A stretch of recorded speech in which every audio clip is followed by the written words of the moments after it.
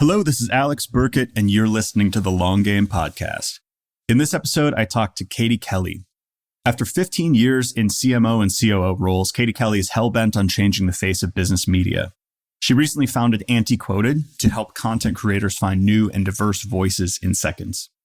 She also does PR and content for agencies and software brands, and outside of work, she runs nowankybollocks.com, a site where people from advertising and marketing rant about the industry and share their biggest mess-ups. In this episode, we went deep on expert-driven and expert-centric content, its value for both creators and the experts involved, and the challenging nature of getting unique and diverse voices to contribute, and the value in actually doing so, in digging deeper and finding people who aren't mentioned all over the place and aren't speaking at every conference. And also we went logistic. We talked operationally about how to find, identify, and select and work with the experts to create more resilient content and campaigns that stand out from the deluge of generic and AI written content. So without further ado, here's my conversation with Katie Kelly.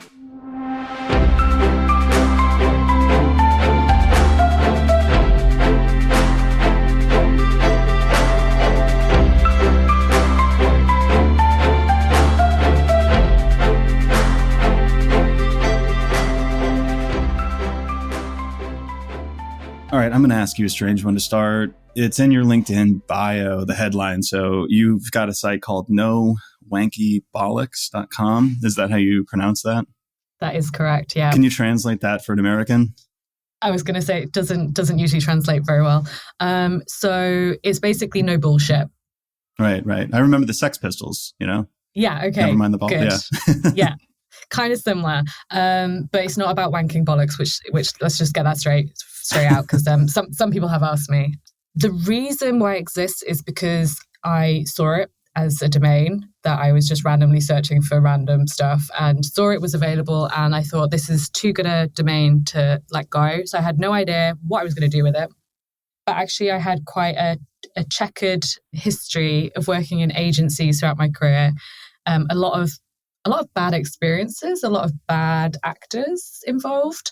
And so in the end, I thought this would be a good domain to write and kind of share stories about bullshit in the marketing and advertising industry, and kind of like almost a bit like a personal diary or like confessional in some ways. But it turns out I wasn't brave enough to write my story for 7 years. So I've owned the site for a long time. And instead what I did was I asked other people, anyone who worked in marketing or advertising or any kind of industries around that, to answer 3 questions. What's your biggest fuck up? What is your rant about the industry? What do you wish you could change? And a useful piece of advice.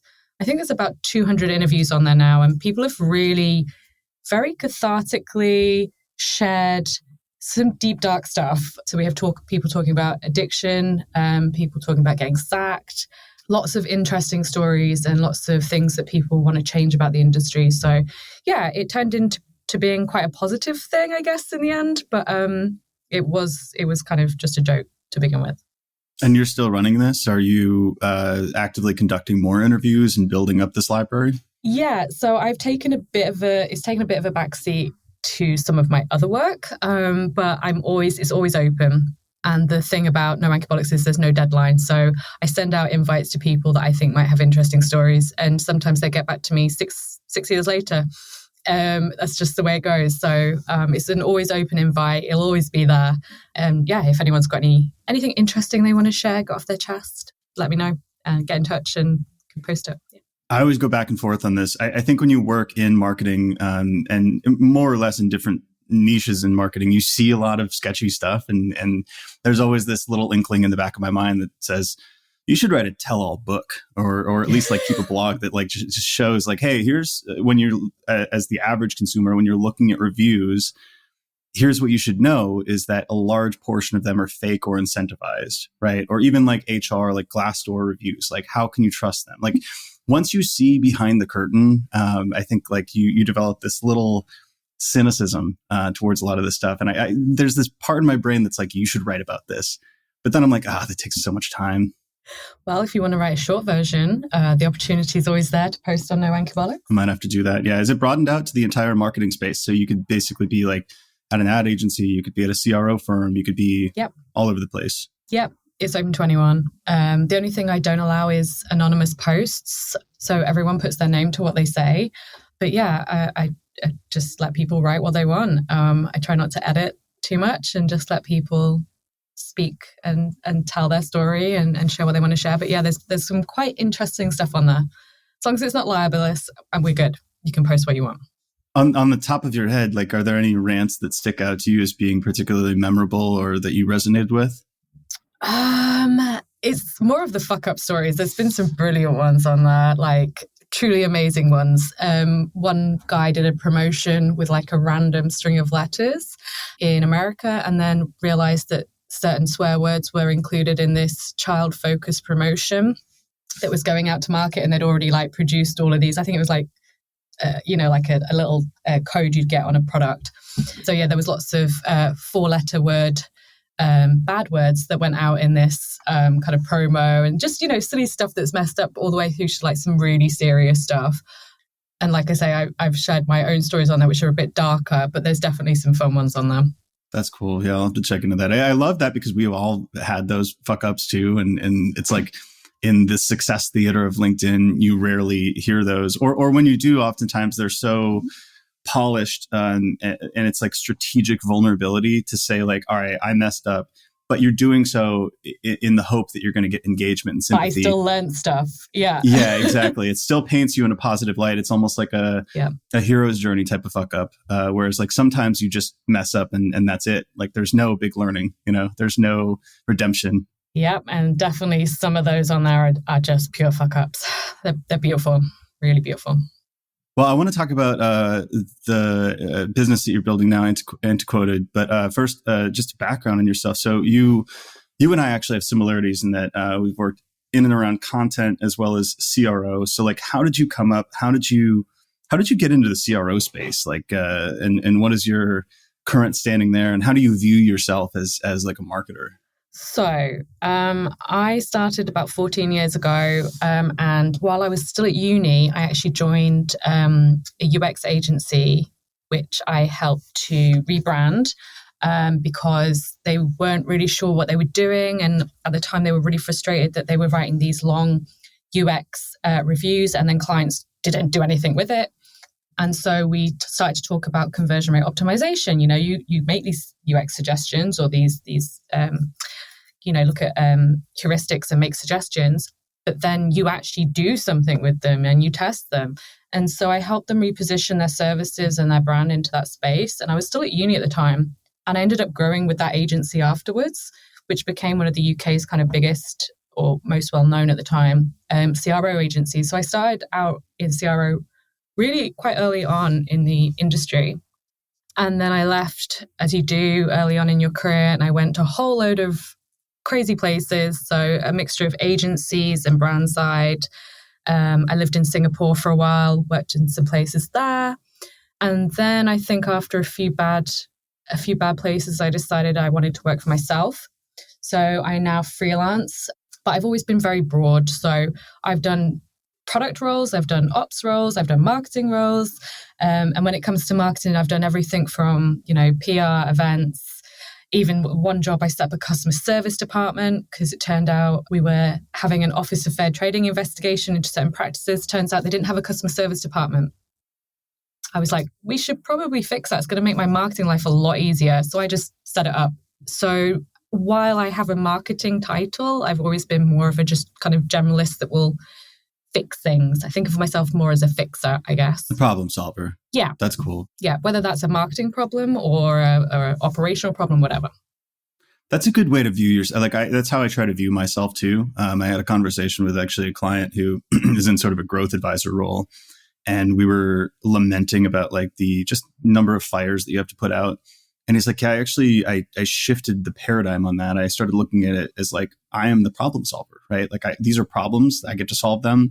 I am the person who's best suited to solve these. So like he looked at it in more of a positive light. And I really like that kind of framing. You're like, all right, I'm going to look for the most interesting problem, solve that, not care about domain or like lane, or if it's like my specific thing that I've been doing the last 5-10 years, but like, what's the most interesting problem I can attack? Yeah. And what's the most high value, right? So I was in marketing, but not having a customer service department was pretty bad for marketing, because all it meant was everyone went online and said, this company's shit. Mm-hmm. So if I wanted to solve my marketing problem, which was get clients, get customers, I needed to solve that problem. So yeah, like you say, it doesn't matter what domain it's in. The problem is, if you have a goal or you want to achieve something, then if it's in someone else's department, I don't care. I'm just like, let's go fix this. So yeah, so very broad. Well, what drove you to start Antiquoted, and what is Antiquoted? Okay, so elevator pitch, not nailed yet, but here we go. Antiquoted. I set Antiquoted up because I do a lot of content. And when I need experts to feature in that content, typically it's the same people each time that respond to my requests. And they typically are the same people that have already featured quite heavily in a lot of content. So we tend to see the same names and the same people coming up and up again. And I started to get really frustrated about it because it wasn't particularly diverse. And you kind of get a bit bored. Like, you hear the same things over and again from the same type of people with the same background, the same history, same education. And so I started to try and get more diverse people to feature in my content. And I realized it took me probably about 14 to 20 more outreaches to get a diverse or a new speaker or a new expert, to respond to me, which when you're freelance is a lot of extra time that you are not getting paid for. So rather than moan about it on LinkedIn, which is what I should have probably done, I decided to fix the problem. Here we are again. So I built Antiquoted, which is a place for diverse or new voices who haven't already got like a big media presence to create a profile. And then they can connect directly with content writers, with podcasters, with event organizers, and they can have a direct relationship where there's no barriers to entry. Because traditionally, if you want to get in the media, you often have a publicist or a PR person who puts you forward for stuff. Often they write your quotes for you. So this is trying to get rid of those barriers. And a lot of the competitors that do exist in the market, the quotas of this world, often they charge the expert to be on the platform and to respond, which again is another barrier to entry if you're trying to encourage diverse voices in. Well, and doesn't that also just incentivize the people who have, I guess, like an incentive to be visible? Like, if you're an in-house expert who maybe has like this deep treasure trove of knowledge, like, why would you pay to be in front of an audience? I mean, I'm sure there's benefits, but that would incentivize somebody like me who runs an agency who, like, if I get quoted, like, that's going to, give me a backlink to my, like, it's going to filter for a certain type of person that's already really trying to get in those opportunities, right? Yeah. And what's really interesting, and it's a problem I see on other platforms that I've tried, is that it's kind of already erased the bottom. Everyone's just on there for links, and it's just kind of SEO spam. Like, no one cares about what the quote is. They're just like, just chuck any old rubbish over, get AI to write it, get your PR person to write it. We just want the backlink. Mm-hmm, yeah. And so you're getting a certain type of expert and a certain type of quote, and it's just all a bit icky. So because I'm targeting individual people, not people that necessarily have businesses or brands or whatever, it's about the person, it's about the expert. So it doesn't matter where you are, how long you've been in your career. If you have something valuable to say, you have an opinion to share, you can be on the platform, and the focus is on what it is that people are talking about, as opposed to getting links or, I still tell people that this is to help them build their profile, but it's by showing off their expertise, not getting a backlink.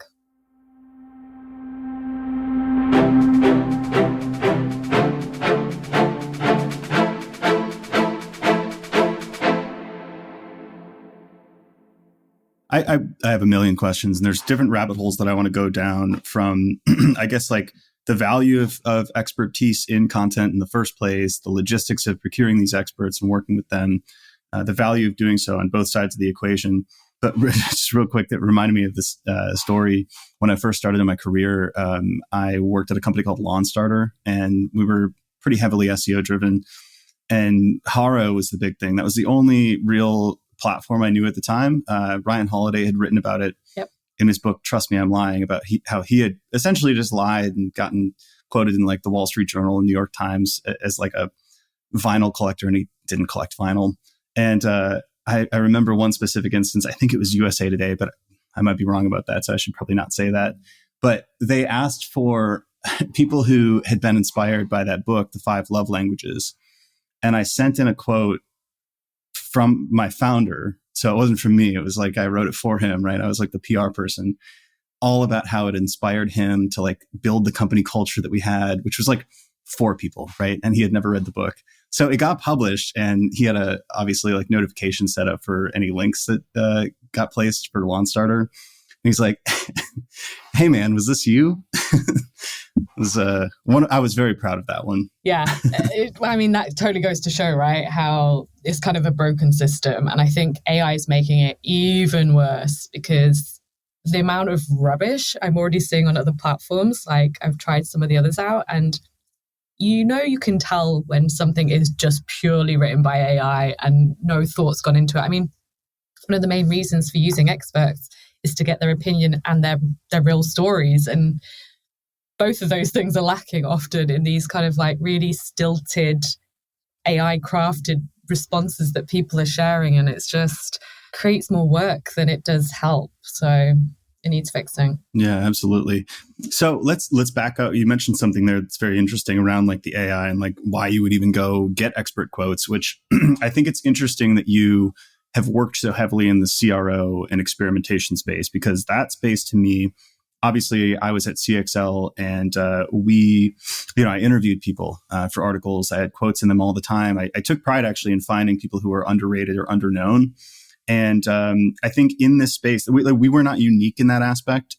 This space has always sort of exalted expertise because the audience, I think, demands it, right? I think it's a very discerning audience, and they'll call you out if you're wrong about some nuanced, nerdy statistics thing, which is great, but also a little bit tedious. Anyway, for those not in a space with a bunch of pedantic audience members, what is the value of reaching out, procuring experts, working with them to get a quote? It sounds like so much extra work. What is the upside? There's so many. Okay, where do we start? First of all, as a content person, so I've written about CRO for 10 plus years. I am not an expert still. I don't do it day to day. I write about it, but I don't do it. And therefore, I will never know what I don't know because I'm not there every day.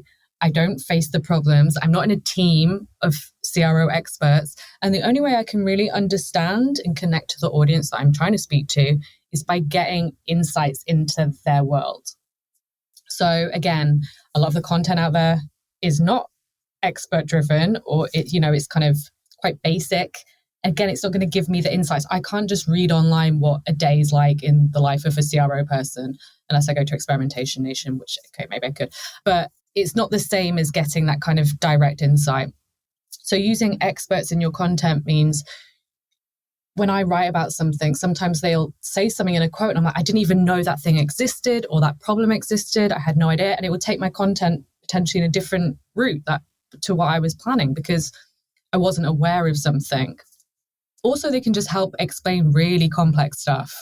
So I wrote about, sequential testing, pros and cons. Very fun topic.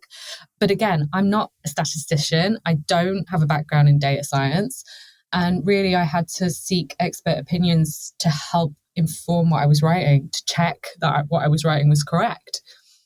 So that's one very good reason. The other reason is that content is very boring often. Most people, especially if you have a client that wants you to write in a professional tone of voice, which I kind of call boring, it's just very dry. And if the subject's dry as well, no human's actually going to want to read this. Like, it might be good for SEO, but nothing else.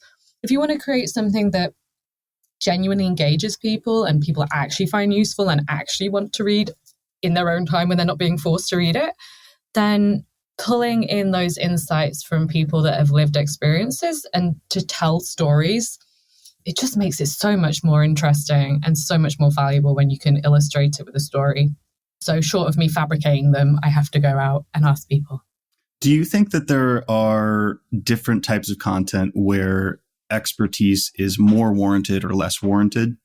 And I guess what I'm thinking is, in some cases, I know you mentioned you weren't an SEO expert, but let's say like you've got a query that is pretty much just a quick answer, right? A definitional thing where it's like they just want to come in and see what ABM means. That to me is maybe like a different intent than like a deep dive playbook on how somebody does ABM, and even content formats, right? Like a long form blog post has a lot of surface area with which you can weave in those quotes. Whereas, I don't know, I'm thinking about like a LinkedIn post that I would write. How do I pull somebody's expertise into that? Like, and is that increment of content worth, I guess, reaching out and spending the time? Like, is there a difference in the type of content you're creating and how willing you are or how valuable it is to go reach out to those experts? I think it depends how big your little black book is, or how good the tools are that you're using. If it's easy to reach out to experts and you know that you have a good relationship with certain people that you can maybe get a quick quote from for something you need, I would say it generally adds enough value versus the time it takes to still do it. Obviously, you don't want to just shoehorn stuff in for the sake of it. But honestly, it really does add, like, I'm just thinking like case studies would be good. Like even if you're writing a research paper, like to get opinions on research findings from experts, even if you're writing a white paper where you've commissioned your own research, in that case, I would still reach out. For shorter pieces of content, like you're saying, like social media, I don't know that I would necessarily source an expert opinion just for that. But what I would probably do is use something that I'd written in a longer form and then feature that, because one of the other obviously benefits of using experts is distribution. So again, like so much content you write, no one ever reads.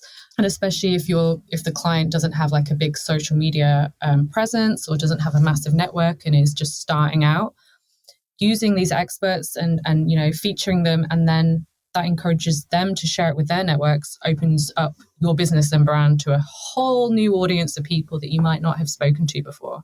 How explicit are you in leveraging that as a distribution channel? Like, do you go out and...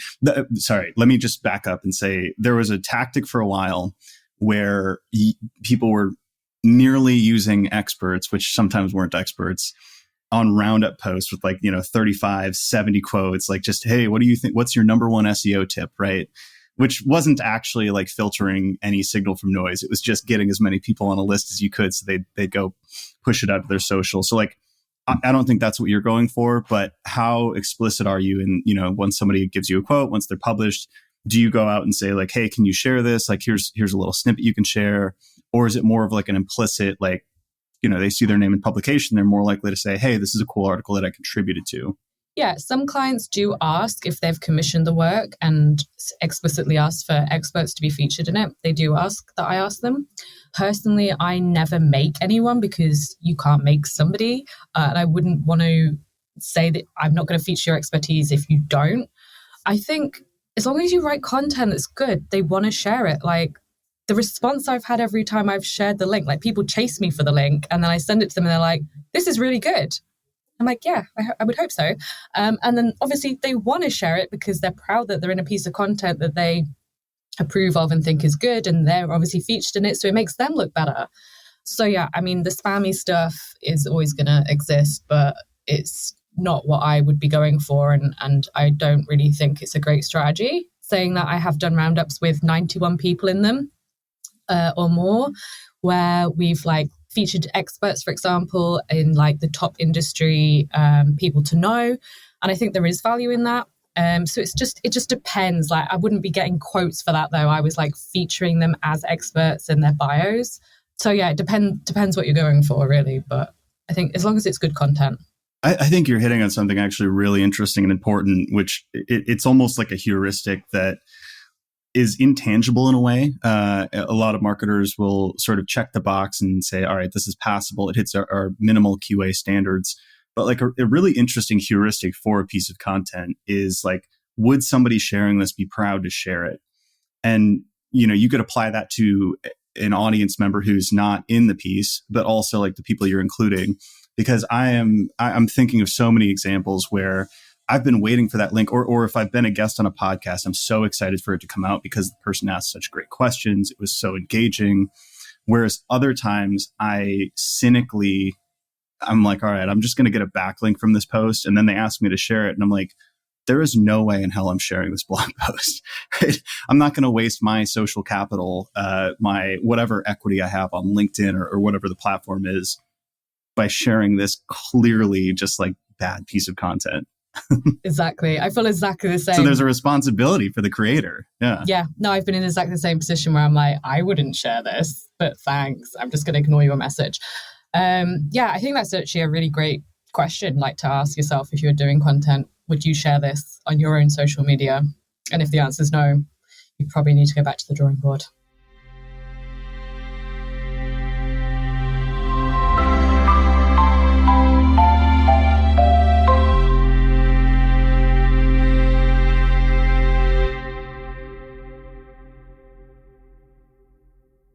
Well, you mentioned also a sort of frustration point of yours, which is this lack of sort of diversity in expert contributors, people who give quotes, who contribute, who collaborate with you on content.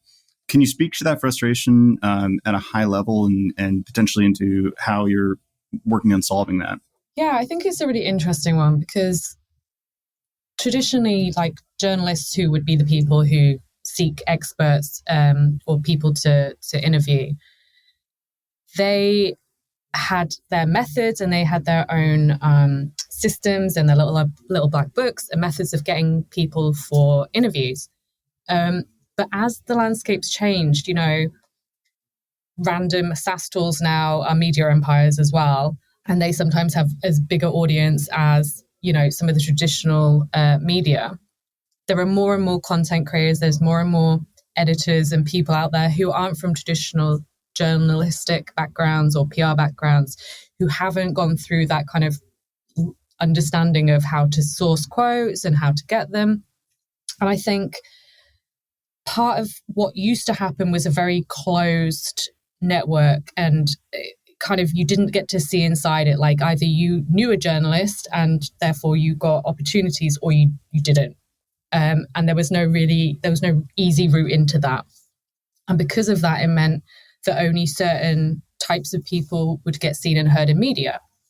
As the landscape's kind of broadening, and like I said, there's now everyone and their mother is a media producer, has a blog, etc., newsletter, etc. There are more people out there now creating content looking for experts.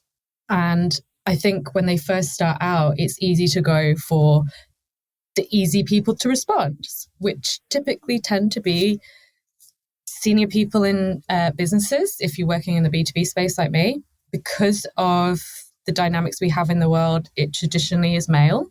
It's traditionally of a certain age group, a certain economic background potentially. So already you kind of get a very homogenous group of people responding. And it genuinely takes more time and effort to get different people. And I think that's why a lot of the time, a lot of content is a race to the bottom. So people aren't spending the right amount of time to go out and get these experts. But there's so much value in it. And there's so many good reasons why you should. Because if you keep creating the same content with the same people, it's all going to end up in the same. Like, I don't know how many times I've seen certain names. I'm not going to name any names, but certain people mentioned in industries where you read a blog post, it's like, oh, another quote from so-and-so. Mm-hmm. Wonder what they have to say now. There's only so much content that one person can support. Like, I don't need to know their life story in every quote, in every content piece. So if we don't see other people as well, it gives everyone the sense that it's not for them. So I don't see many female founders, who are severely dyslexic writing about how they got into the content world, mainly because probably a lot of them don't want to publicize that fact. Sorry to my clients who might not know that, but there's a reason why we need to see more people like this, because it gives other people the inspiration that they too can do this. And I think it adds that level of trust and credibility for brands using these experts from more diverse backgrounds, because it shows that they understand it's not just one type of person. If you're trying to speak, if you're a brand and you're trying to speak to, for example, a female audience, featuring females in your content would be a really great start. Often that doesn't happen though. So I've gone really off topic there and I've forgotten your question and just blabbered, but no, this is interesting. I think I can, this isn't going to pull us back, but this is probably going to bring us down a different tributary.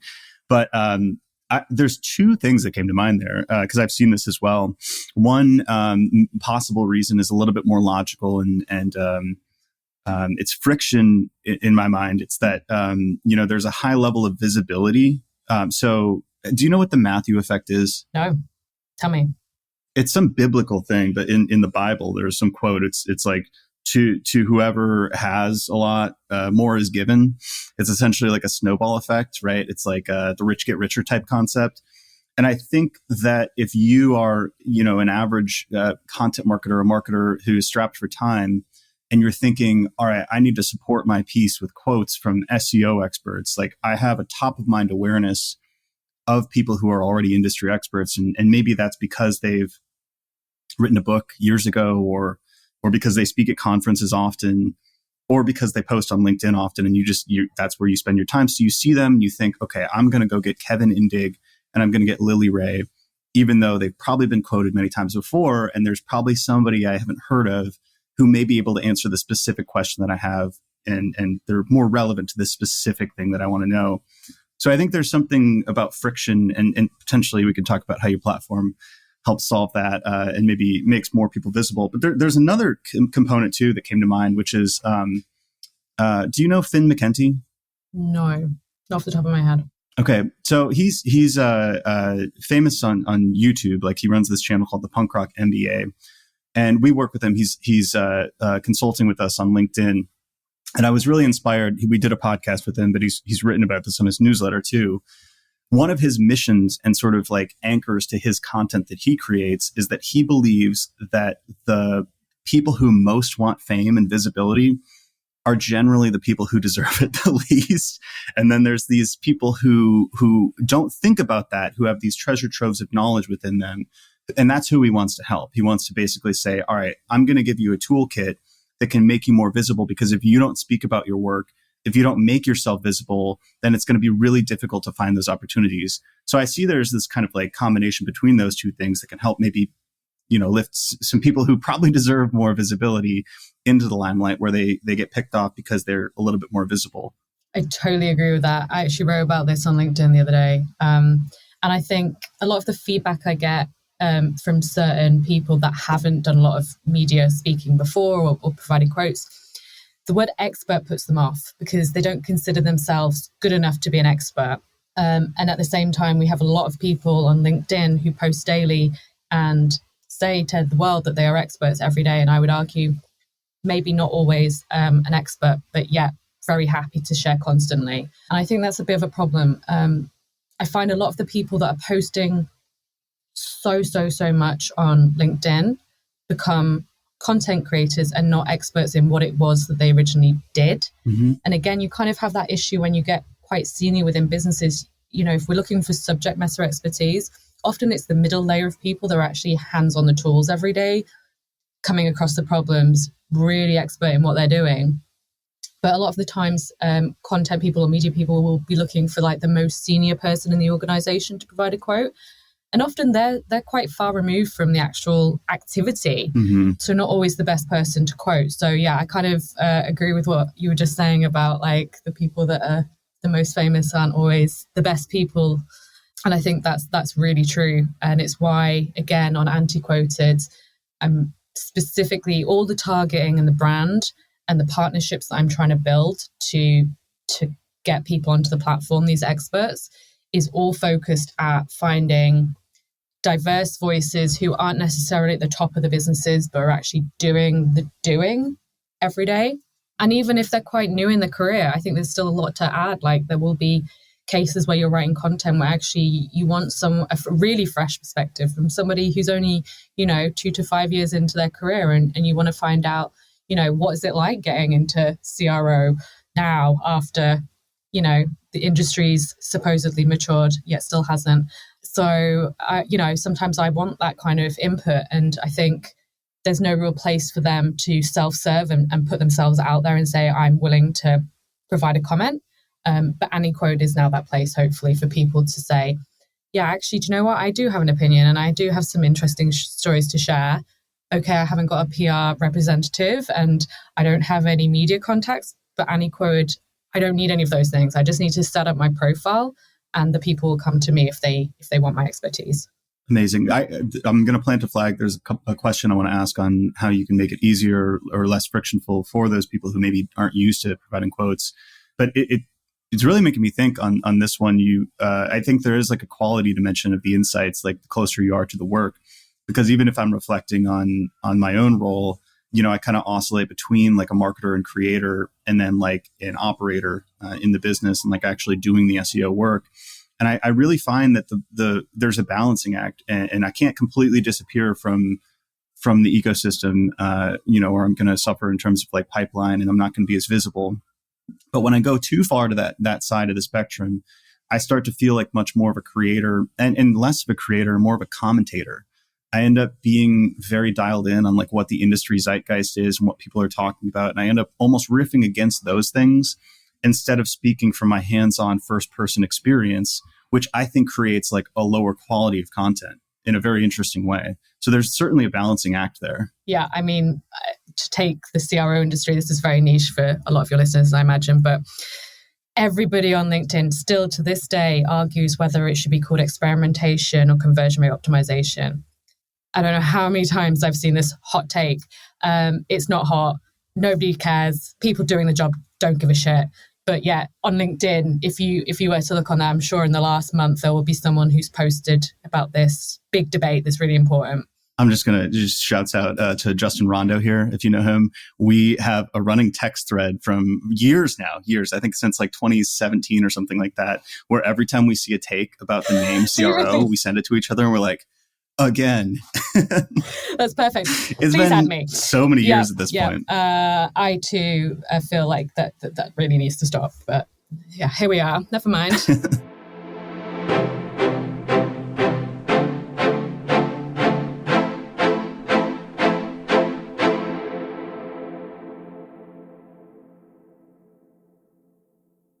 Well, before I ask the question on like how you make it maybe easier for the expert, logistically, so like we have an editorial operation. We do a lot of subject matter expert interviews, people in-house with the client, like sales team engineers, depends on the business. And then sometimes we'll procure external SMEs as well.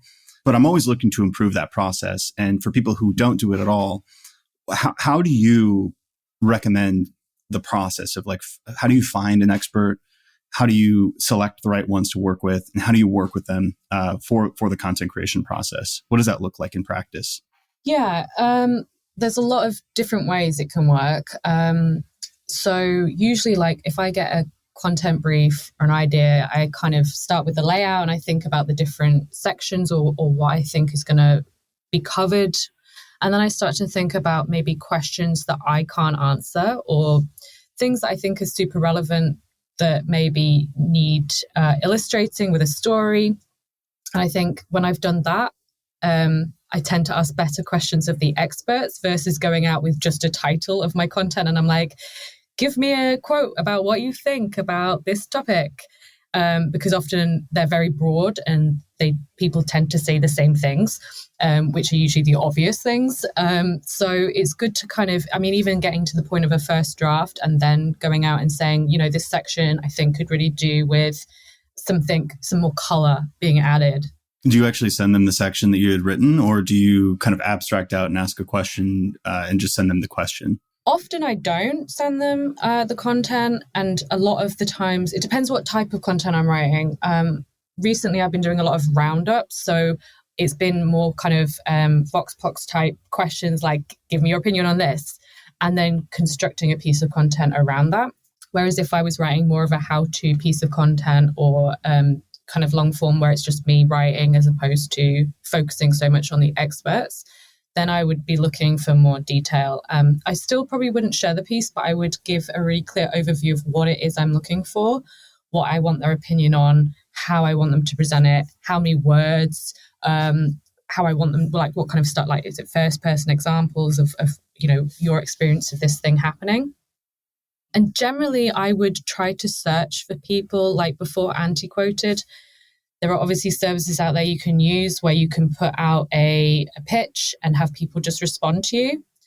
The problem I found with those are that you tend to get a lot of rubbish and a lot of people that aren't qualified to responding, which then creates more work for me because then I have to respond to them all saying, thank you, but unfortunately I can't use this because you work in sales and I was asking you about HR or something like that. So it tended to create more friction and more time for me.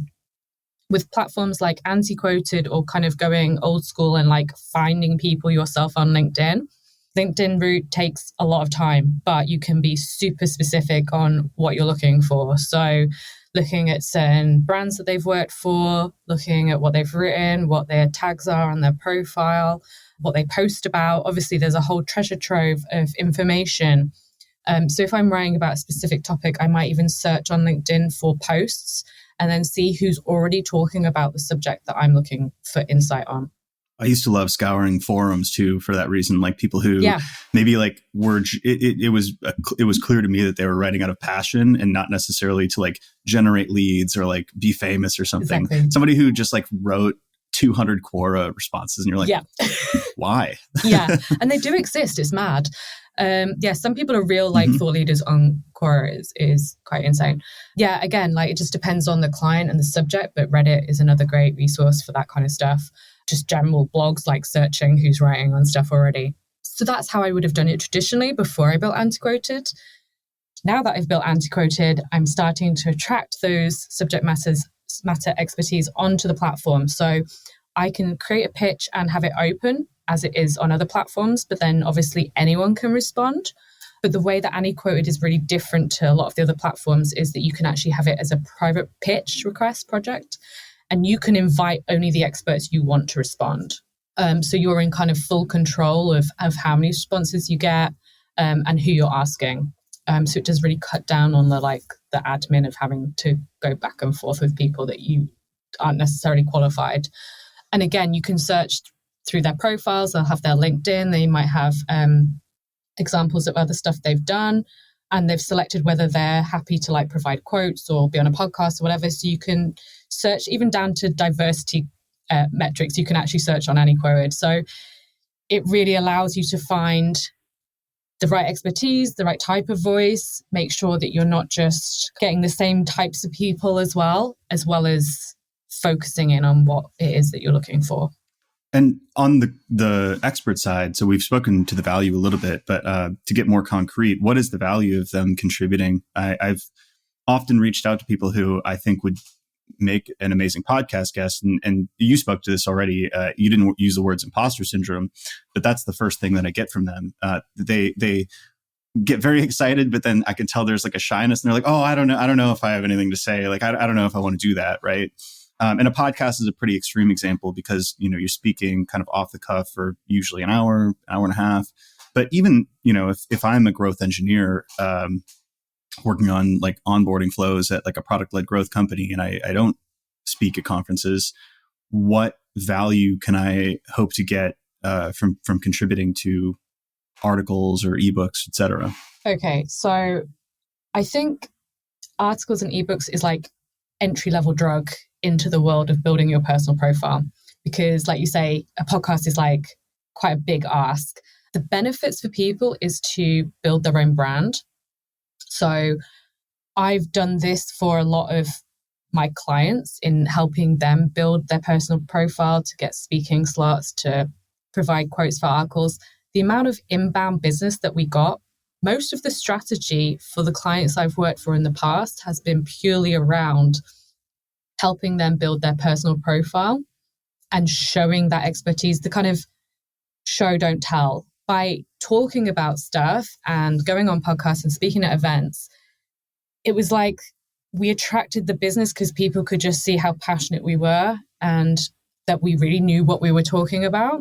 So I think if you are a business owner or freelancer, it's great from that sense that you can build up sales, even though it's not salesy.